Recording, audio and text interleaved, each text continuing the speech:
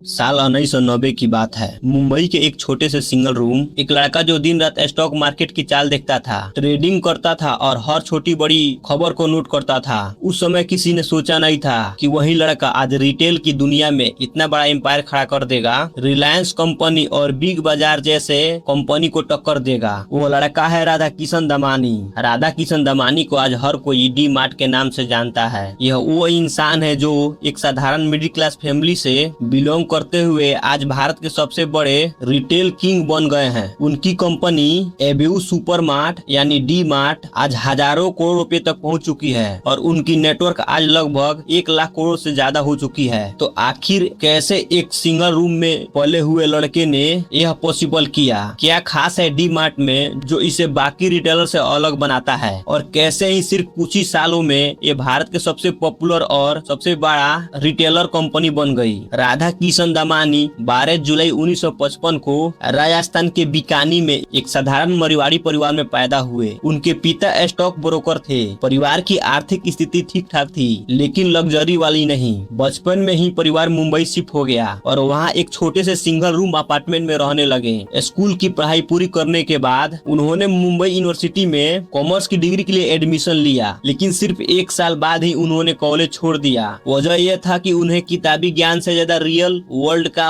अनुभव चाहिए था। कॉलेज छोड़ने के बाद उन्होंने बॉल बेयरिंग का एक छोटा दुकान शुरू किया। मेहनत तो पूरी करते थे, लेकिन जिंदगी अभी भी साधारण थी। तभी उनकी पिता का अचानक निधन हो गया। यह उनके लिए सबसे बड़ा झटका था। परिवार की जिम्मेदारी उनकी कंधों पे आ गई। उन्होंने अपना बिजनेस बंद कर दिया और बड़े भाई के साथ मिलकर स्टॉक ब्रोकिंग में कदम रख दिया। यह उनका पहला टर्निंग पॉइंट था। 32 साल की उम्र में उन्होंने स्टॉक मार्केट में ट्रेडिंग शुरू की। शुरुआत में उनको समझ नहीं आता था, लेकिन जल्दी ही समझ आ गया कि यह रास्ता बहुत ही रिस्की है। उनको कई बार भारी नुकसान भी हुआ। 1992 के हर्षद मेहता स्कैम में ज्यादातर लोग घबरा गए थे, लेकिन राधा कृष्ण जी ने ठंडे दिमाग से काम लिया और उन्होंने शॉर्ट सेलिंग करके अच्छा मुनाफा कमाया और धीरे धीरे वो लॉन्ग टर्म इन्वेस्टमेंट वैल्यू की तरफ मुड़े। पैशंस, डिसिप्लिन और सही कंपनियों में लंबे समय तक इन्वेस्ट किए और यही उनकी सफलता का राज था। सन 2000 में उन्होंने एक बड़ा फैसला लिया। स्टॉक मार्केट से पूरा रिटायरमेंट ले लिया। उन्होंने देखा कि भारतीय मिडिल क्लास की जिंदगी में एक बड़ी गैप है। लोग अच्छी चीजें सस्ते दाम पर चाहते हैं, लेकिन मार्केट में या तो महंगी ब्रांडेड चीजें थी या फिर क्वालिटी कम वाली लोकल दुकानें। कोई एक जगह नहीं थी जहां सब कुछ किराना, कपड़े, घरेलू सामान एक ही छत के नीचे सही क्वालिटी में और रोजाना कम दाम में मिले। ये उनके लिए सबसे बड़ा टर्निंग पॉइंट था। उन्होंने सोचा क्यों ना खुद एक हाइपर मार्केट चेन शुरू की जाए, जहां ग्राहक कम दाम में ही अपने जीवन के वो सारे कपड़े खरीद पाए। सन 2000 में उन्होंने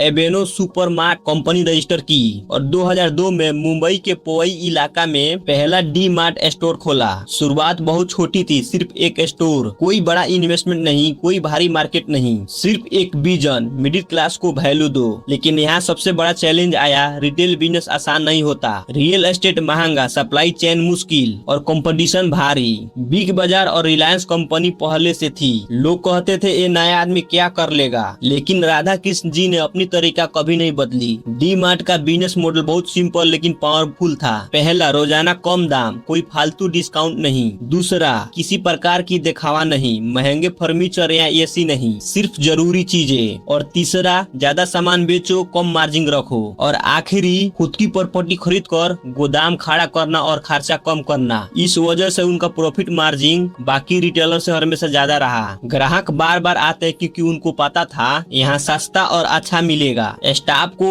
ऑनर की तरह ट्रेनिंग दी और वेंडर के साथ लॉन्ग टर्म रिलेशन बनाए। शुरुआत में ग्रोथ धीमी थी। 2002 से 2010 तक सिर्फ 10 स्टोर बनी, लेकिन फिर स्पीड बढ़ी। 2017 में आईपीओ लाए, शेयर लिस्ट होते ही भाव आसमान छू गया। राधा किशन दमानी रातों रात रिटेल किंग बन गए। आज डी मार्ट के 400 से ज्यादा स्टोर पूरे भारत में हैं। एक साल की इनकम 50,000 करोड़ से भी ज्यादा है और सबसे अच्छी बात, कंपनी के ऊपर कोई भी लोन नहीं थी। राधा कृष्ण दमानी खुद आज भी बहुत साधारण जिंदगी जीते हैं। नॉर्मल कपड़े और पुरानी जिंदगी, कोई इंटरव्यू नहीं और कोई सोशल मीडिया नहीं। अब सवाल ये है कि रिलायंस और बिग बाजार जैसे बड़े कंपनी डी मार्ट जैसा मॉडल पहले क्यों नहीं अपनाया? जवाब उनके बिजनेस मॉडल में छुपा है। वो महंगे मॉल और ब्रांडेड प्रोडक्ट्स और हाई मार्जिन पे चलते हैं, जबकि डी मार्ट ने मिडिल क्लास की बजट को टारगेट किया। आज उनका विजन बिल्कुल क्लियर है कि डी मार्ट गरीब के लिए और मिडिल क्लास के लिए बनी है। राधा कृष्ण दामानी की कहानी सिर्फ डी मार्ट की नहीं बल्कि हार ना मानने, सीखने और सही डायरेक्शन चुनने की एक पहचान है। अगर आप भी छोटे से शहर से हैं, साधारण परिवार से हैं और सपना देखते हैं तो याद रखिए, मेहनत, धैर्य और डिसिप्लिन से कुछ भी पॉसिबल है। दोस्तों मिलते हैं अगले वीडियो में, तब तक के लिए जय हिंद, जय भारत और मेरे चैनल को सब्सक्राइब करके अपना दोस्त बना लेना।